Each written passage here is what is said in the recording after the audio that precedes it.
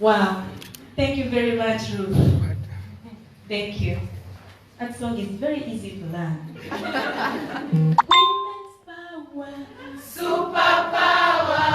Women's power. Superpower. Women's power.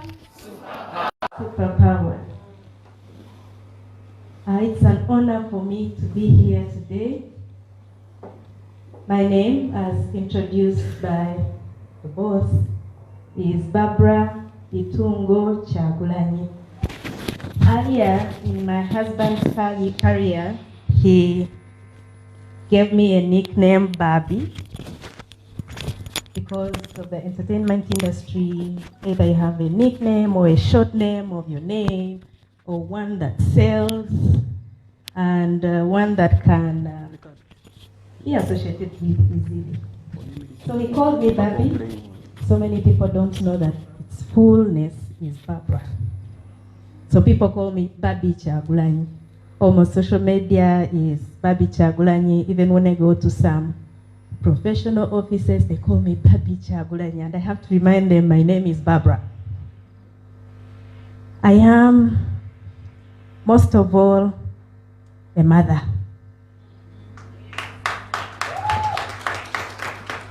The other titles just come to supplement that I am a mother of 4.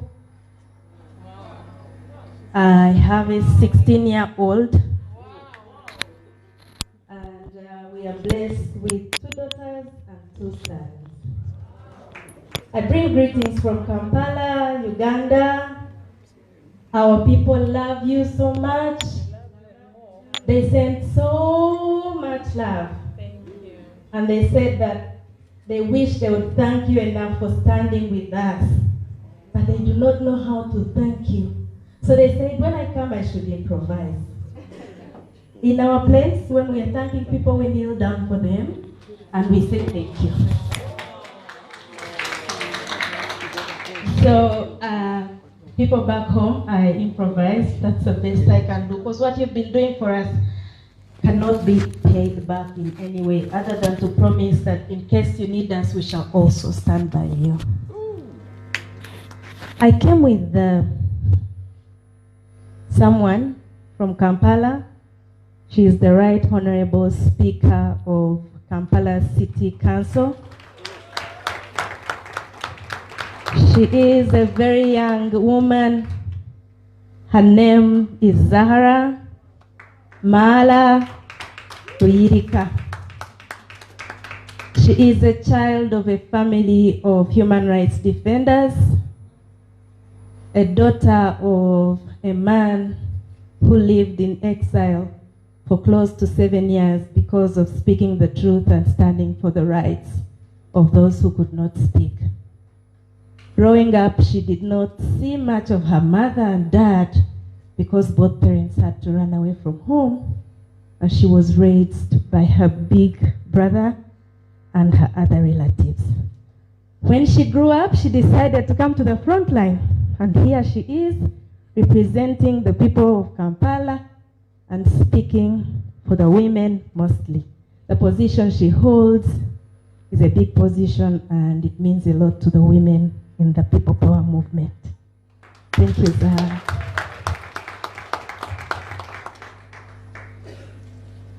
As I was introduced, in 2013, I started an NGO, and initially, my core interest was in defending the rights of young mothers and children through an organization I lead, and it's called Caring Hearts Uganda.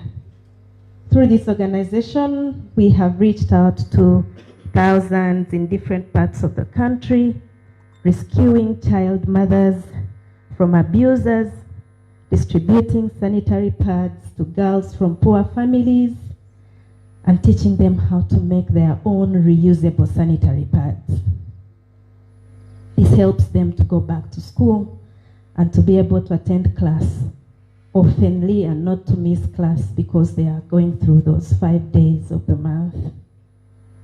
Our government has been promising that they would give sanitary pads, but we have waited and nothing is coming by. So what we can only do is improvise, and I am spearheading the campaign of stitching a sanitary pad, a skill I am teaching mainly the girls from the outskirts of Kampala. In the course of my organization's activities, I have since it has been criminalized now.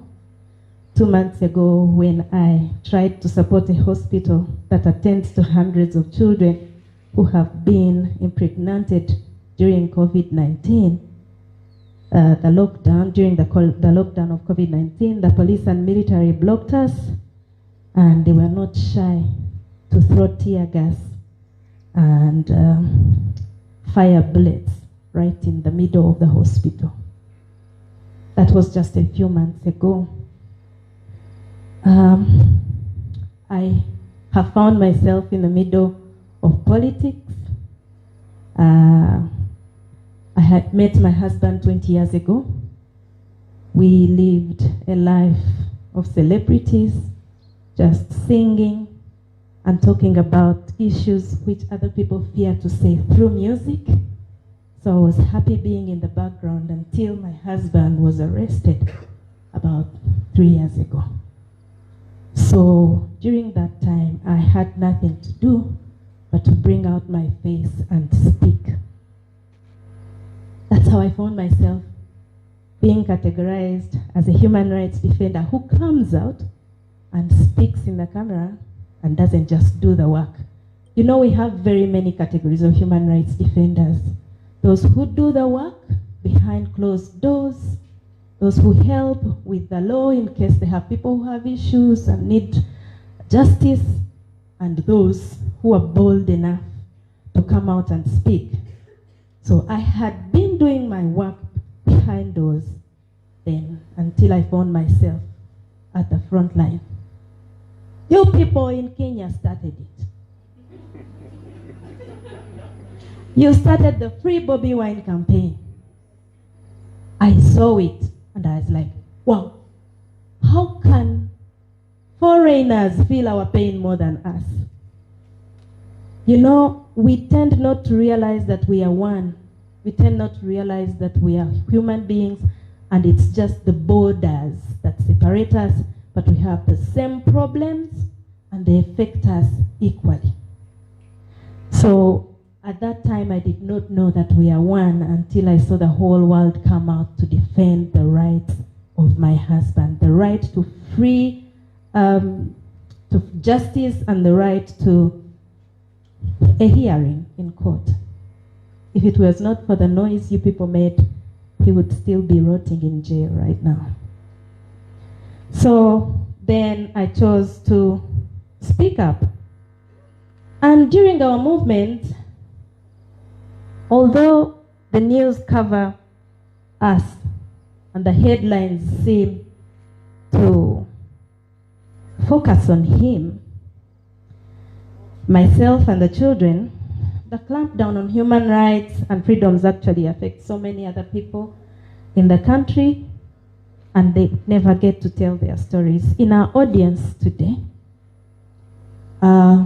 people who I will not show you, but they have managed to run away from home. They are the only platform which showed us the behind of the scenes of the violations of human rights that happened during the elections and the campaigns in Uganda where my husband stood as president. He contested, he was in a trail which was the most dehumanizing. So we had a group of very brave boys who decided to face the tear gas, who decided that they would die with him and covered everything without shaking. on their media platforms. They have since been hunted. They have since been imprisoned. Some are in torture chambers where we can't know. And some ran away. They're here. Right now, they're in here. And I want to thank Kenya for hosting our people. You may not know, but you have an influx of human rights defenders from Uganda in Kenya. From way back in the history of 1980s, when Museveni and his fellow colleagues were in the bush fighting, their families were here. They were hosted here. They bore children here. Their children studied here. They lived here for long. So Kenya is known for hosting people who fight for freedom. Thank you. Although you hosted someone who is becoming a problem, but we thank you that you have that heart to host our people. So you know we have very many of our people here looking for assistance and would want to remind Kenya that please, we are backing on your assistance, and we ask, we beg you to help our people. We bank on them even when they're here. Their impact is felt back home. They have social media platforms which highlight our plight back home, and when they are not fine, then our struggle back home is not going to go as we expect. Please keep an eye on our people. Human rights defenders are mainly thought to be men. We have very many men who are human rights defenders worldwide. But I'll give us an example of women human rights defenders back home, because that's where I'm well knowledgeable about. The human rights defenders in Uganda have been in extremely difficult situations, and many young political activists have not only been violently arrested and tortured, several have been raped and molested under detention. Knowing how much power women wield in causing change, regime operatives have done the worst to women who end up trapped into their system in order to send a message to other women to simply back off. And so, you all know Dr. Stella Nyanzi, who many of you have seen on TV boldly speaking for those who cannot speak for themselves.